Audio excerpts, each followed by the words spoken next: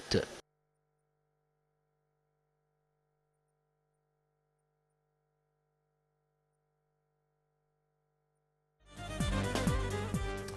Alors je rappelle que le site Travel of Path, spécialisé dans le tourisme et les voyages, a publié un reportage couvrant les principales raisons qui attirent les touristes en Égypte en 2023, affirmant que cette année devrait atteindre un nombre record de touristes.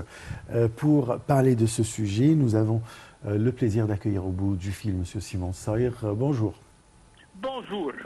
Alors, ça c'est une très très bonne nouvelle quand même, que l'Égypte soit l'un des pays qui attire le plus des touristes durant 2023. En tant qu'égyptologue et guide touristique, alors quels sont les atouts de l'Égypte? Pourquoi 2023 a attiré les touristes en Égypte? Alors, l'Égypte, déjà, elle a un grand nombre d'atouts qui se trouvent nulle part dans le monde. C'est déjà le seul pays du monde qui possède une archéologie qui est devenue une science, c'est l'égyptologie. Ouais. On ne trouve pas, par exemple, francolologie ou autre dans le reste du monde. C'est la seule du monde qui a pu atteindre ce niveau dans les encyclopédies et dans les recherches. L'Égypte, c'est un pays qui a été toujours la passion de l'univers, étudié dans toutes les écoles et dans toutes les universités du monde. Ouais. À partir de l'âge de 11 ou 12 ans en France, on trouve ça dans le programme scolaire, aux États-Unis et partout dans le monde, mais on ne trouve pas les autres civilisations qui sont présentées comme la nôtre. La nôtre, c'est la passion, c'est la culture. De là que les enfants, dès leur jeune âge, ils sont très attirés par notre culture, notre savoir-faire, notre passé, nos monuments, et veulent toujours y venir. Aussi bien que l'Égypte, dans sa nature, elle a été toujours en tête de toute la nature de l'univers. Par exemple, la qualité de plage que nous on possède, que ce soit El Alamein, la côte nord-ouest, aussi bien qu'à Hurghada et Sharm el-Sheikh, c'est le sable le plus fin des plages du monde, aussi bien la température de l'eau la plus convenable, on parle 24 à 26 degrés, contre l'Europe qui fait en été 16 à 18 degrés. C'est-à-dire, chez nous, on peut facilement faire la plongée sans avoir froid et nager, contre les autres pays, donc vous devriez emporter un t-shirt ou être dans une eau assez froide. L'Égypte en possède un désert, vraiment, on dirait un océan de sable. C'est un sable qui est très très fin, sur lequel on commence à faire aujourd'hui de très belles excursions entre les gens qui font des randonnées entre les oasis, les autres qui regardent les monuments des passagers de ces bédouins qui faisaient la traversée du désert, aussi bien que l'Égypte se réjouit d'une vie avec les fouilles d'eau, avec la verdure, avec les points d'arrêt, avec les tentes, aussi bien que, à part les 5 oasis les plus célèbres entre Bahareya et Siwa, on peut faire le Golfe el-Kibir avec des 4x4 qui vont le traverser et le couper, et des nuits avec les étoiles qui sont vraiment exceptionnelles, et on en voit de chez nous des étoiles nulle part dans le monde qu'on peut les observer, vu que c'est entouré par une nature sans usine, sans pollution, et de là que la vision, elle est excellente et parfaite. Si on remonte aussi bien dans notre pays pour sa nature vierge, on a le tourisme médical, comme les sources d'eau sulfureuses, comme le sable du désert dans lequel on fait le bain de sable, que ce soit à Safaga ou à Siwa. Quand on parle de la nature des zones comme Helwan, ou pour l'appareil respiratoire, elles sont excellentes pour les retraites. Jusqu'aujourd'hui, on a plein de maisons pour les personnes âgées dans la zone pour les aider à bien respirer. L'Égypte a une nature vierge qui n'est pas polluée. On n'a jamais été une source de pollution pour la planète Terre, comme d'autres pays, comme on le sait bien, d'où viennent les zones de pollution, que ce soit en Occident ou en Asie. L'Égypte se réjouit aussi bien par un peuple très accueillant et qui est très aimable.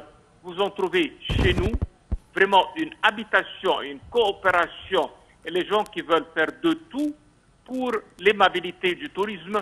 C'est un pays d'accueil de premier degré. L'Égypte aussi bien, elle a fait des investissements pour que les gens soient toujours ravis et heureux, comme par exemple les croisières, les promenades sur le Nil, les bateaux qui font on peut dire, son moteur, aujourd'hui les Dahabiya. Alors, on est vraiment pionnier dans plein de domaines et on a les gens chez nous qui peuvent se promener 24 heures. On n'a personne qui est volé à minuit, à 3 heures du matin. Égypte, c'est la seule destination qui a cette sécurité totale pour les gens qui veulent venir. N'oublions jamais qu'on est le seul pays dont ces monuments voyagent et qui sont demandés, comme le trésor de Toutankhamon qui a fait l'Europe, aussi bien que les États-Unis, Ramsès II qui a voyagé, et de là qu'on se fait publier en toute aimabilité et on y voyage pour voir les gens aussi bien qu'eux viennent chez nous pour en profiter de tout cela. Le climat chez nous, il est exceptionnel. On parle d'un hiver dans le sud dont les températures sont 24 à 26 degrés.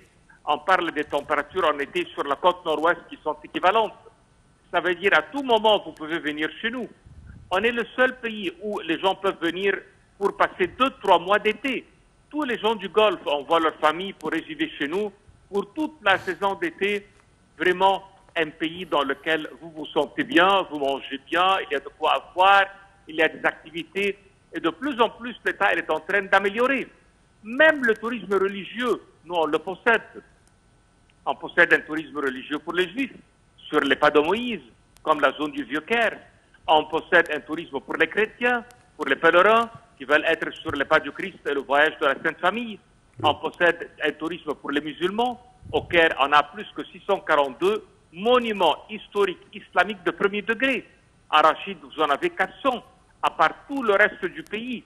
Et de là que, à droite et à gauche, on cherche, on trouve qu'on est en train de couvrir chaque client, chaque voyager, et aussi bien qu'on a des petits prix. Par exemple, les pays de l'Europe de l'Est, les pays qui n'ont pas assez les moyens, peuvent venir chez nous pour se réjouir de nos beaux monuments, de nos sites. Et l'Occident, qui a un peu plus les moyens, il y a les grands hôtels, il y a les 5 étoiles, il y a les services rendus, il y a les voitures privées. Ça veut dire qu'on est en train de servir les gens à tous leurs niveaux sociaux, à tous leurs niveaux culturels, à tous leurs besoins. Et un pays qui complique rien pour les visas. On est un pays d'accueil de premier degré. Parfait. Une dernière question, très vite. Il y a également l'affaire des visas. Oui. De 5 ans. Alors, monsieur Simon, bonjour. Bonjour. Ce site mentionne 7 raisons pour lesquelles on doit visiter l'Égypte, parmi lesquelles figure le fait d'avoir une visa de 5 ans, 5 années, et le plus court visa est d'une semaine et est fixé à $10. Alors, comment voyez-vous cela comme expert en tourisme? Alors, déjà, le fait que nous on fait ça, ça montre au monde entier qu'on est très compétent et qu'on regarde la compétition qui est autour de nous, comme les pays du Maroc, l'Algérie et la Tunisie, qui ont facilité l'entrée de certaines nationalités sans visa. Oui. Alors, nous aussi, nous on a ce rôle. Ça veut dire qu'on ne peut pas se laisser faire par d'autres qui essaient d'attirer un client qui nous cherche.